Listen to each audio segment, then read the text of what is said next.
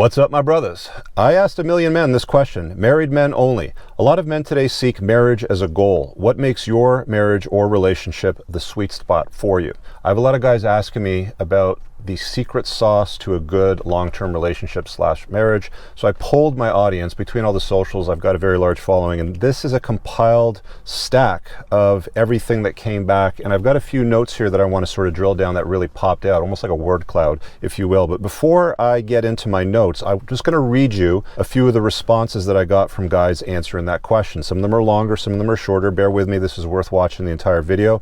There are lots of gold nuggets in this for the guys and for the gals that want to get married. The first guy I got here is Barry. He says, I've been with the same woman for 22 years, 4 years dating and 18 years married. Overall, it's been great. She has none of the red flags as described in your book. By the way, if you haven't read my book, you should get it. It's on Amazon. You can get the red flag chapter for free by opting into my email list pinned in the top comment below. Both of our families are traditional when it comes to gender roles, and there's no history of divorce. My wife is religious. I am not, but both of our families see marriage as a traditional institution in an unstable world. The view can be traced to her Lebanese and Orthodox Christian descent. Her dad is one of my favorite people in the whole world. I know that feeling when you have a great father-in-law. Someone who everyone looks up to and is the Don of the family. I'm assuming kind of like the Corleones or something. Don of the family, routinely displaying strength and virtue. The same could be said of my father. My wife has deep respect for her father, and I think that carries over for my role as the husband. Our sweet spot is that we get along very well despite not having very common interests. We do, however, share common values on money, family, gender roles,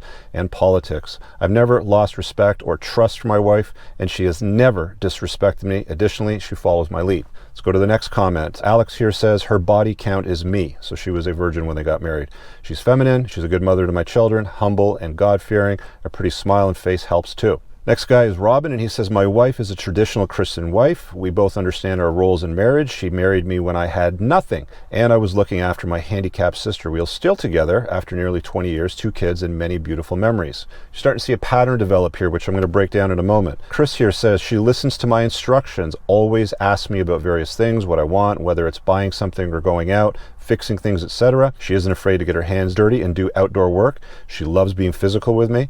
We share the same beliefs and values. She grew up with her dad, which really helped her understand what a man wants. She doesn't raise her voice at me or acts crazy. Soft-spoken and using reason to some extent, which is not very common today when it comes to the gals. Mike here says, my wife follows my lead. My wife doesn't get in the way of my career path. My wife seeks my counsel first.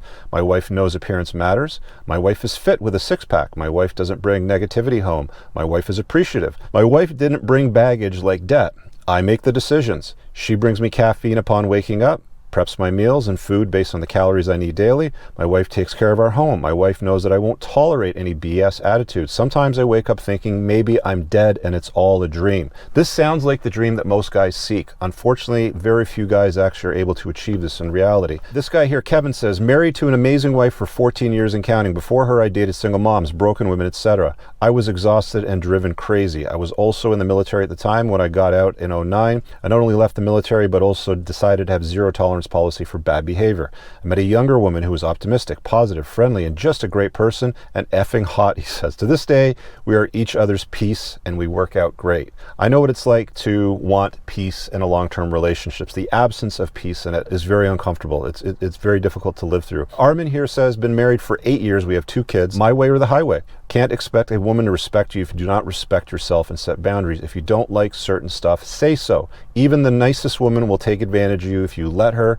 The women I see now are absolutely effed. Good luck out there, guys. Edward here says, my wife and I share the same beliefs and religion, and she agreed to the biblically submissive role of wifehood when we got married. Our relationship is largely trouble-free because even with her feminine mood swings and hormones, she remembers the agreement and genuinely believes that she is called by God to serve and aid me in any way possible. In return, I do everything I possibly can for her and try to lead the family as unselfishly as possible. Sounds like a good combination between the two. She was a virgin when we married and is completely faithful, and now we have 5 children and are happily and healthy.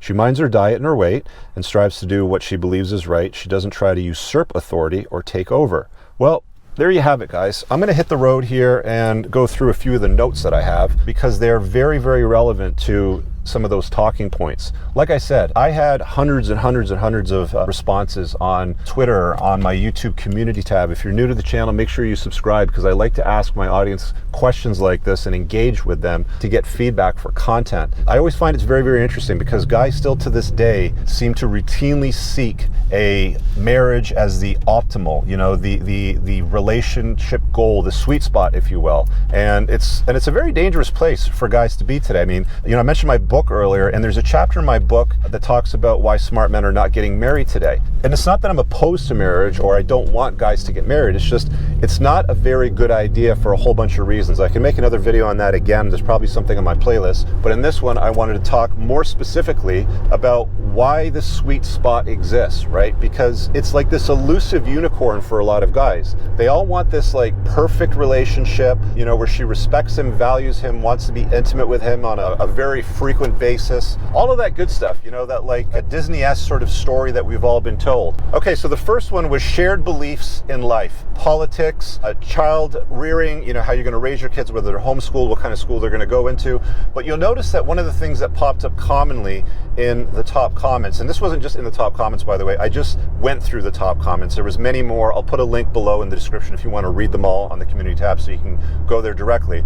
But having a shared belief system between you and the woman that you invite into your life on a long-term basis, and whether that's in a marriage or whether that's in a committed relationship, whatever that happens to be, you both have the same value system. You have the same value system on health, the same value system on politics and voting, on lifestyle, on education, on religion, if that matters to you, on sleep schedules, on so many things, tastes in even entertainment. Now, I've said in some instances, women will actually adopt the beliefs and the things that we like when it comes to long-term relationships if they really like a guy. So I found, from my own anecdotal experience, if a woman really likes you, she'll start to adopt your political taste, she'll start to adopt your musical taste, she'll start to adopt even your culinary taste, where she might have been hesitant in the past maybe to indulge in sushi. All of a sudden now she has a fond taste for sushi. Or she was hesitant to eat meat products, but you're a meat eater and you start, feeding her meat sort of thing, and she eats it, right? They will adopt your, your beliefs if they really like you that much, if they see you as a strong option. The next point that I got is the submissive wife role.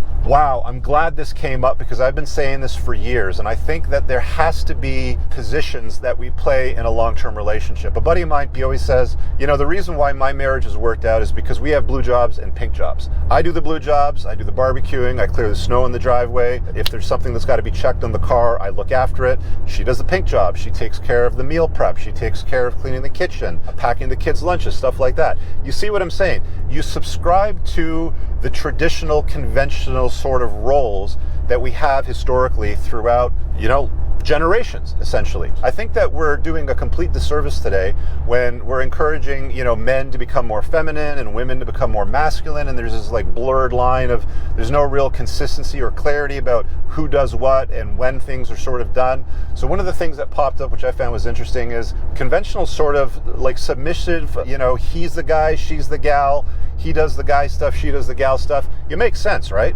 Wow, the next one, number 3, was either being a virgin at marriage or a very low notch count. I think one of the things that popped up was I was her notch count. She was a virgin when we got together. I met her when she was 20. You'll notice in all of those replies, every single one, and if you go and drill down and you read the rest of them, there was no guy that was like, well, I met my wife when she was 32 after she had, spent her 20s getting degrees and climbing the corporate ladder and traveling Europe and going out and partying with her friends and cousins downtown, indulging in men and racking up notch counts. You notice that didn't pop up. Isn't that interesting that one of the things that creates cohesion and some sort of stickiness in the long-term relationship is that promiscuity was absent? There was a complete absence of her spending a lot of time with a whole bunch of different guys from her past. So, I've said this before, and I think the Teachman study is the one that echoes it the best. You can go look this up. But what they found is, and they stopped collecting the data after I think it was 11 or 12 notches,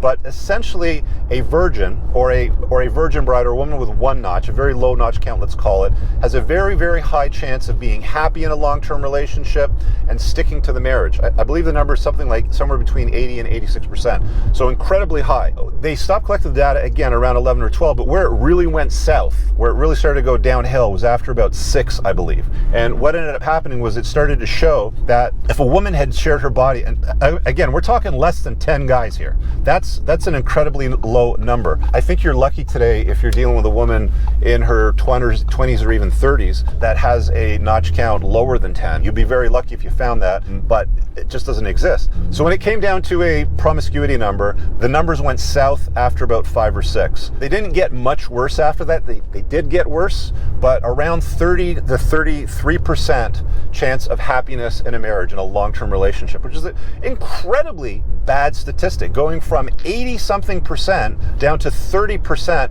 that is a massive drop in the probability of happiness and her wanting to stick it out. I think that one of the things that is a strong leading indicator, and I've talked about this before, and I've had a lot of anecdotal evidence show itself to me now with guys that I've coached, guys that I've talked to that have called in, even my own personal life as well, is that if a woman is dealing with you and you set a boundary, or there's some conflict and she doesn't like something that you say, or something like that, if you're guy number 10 or 8 or 9 or something like that, it's very easy for her to go to guy number 11, because she's already done it 9 or 10 times, and she's walked away from 9 or 10 other guys.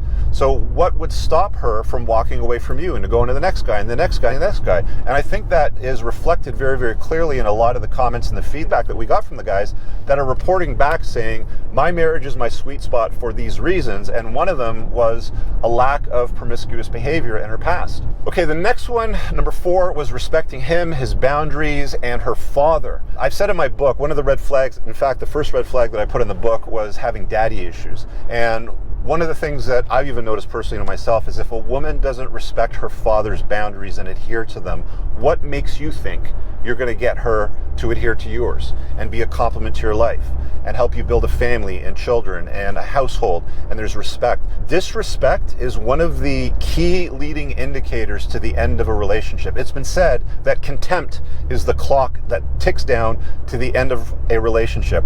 If a woman's disparaging you, if she expresses contempt or disrespect for you, the chances are you are already in a very unhappy relationship and it's slated to end or is ending at some point. Again, so one of the key indicators that we got feedback from guys saying that their marriage is a sweet spot for them, that it's a good place, that they're happy in it, is that their wife is respectful to them. I've been in relationships where a woman can be disrespectful and not follow your boundaries, and it's incredibly frustrating as a guy to do something to protect the virtue, the value, whatever it happens to be, of the integrity of that relationship because you love that person, and then they basically look at you or laugh, or they'll go and do it anyway. And I think that the father sets the tone for this. So I believe it's incredibly important as a guy, and again, I cover this in the book in the red flag chapter. If you haven't got it, just get the red flag chapter. It's totally free. Opt in the email list. Is look for a woman that has a very good relationship with her dad, that respects her father, that follows his virtues and values. One of the things that I think you want to look out for is, when you're dating or early on, ask her a question like, what's your relationship with your parents like?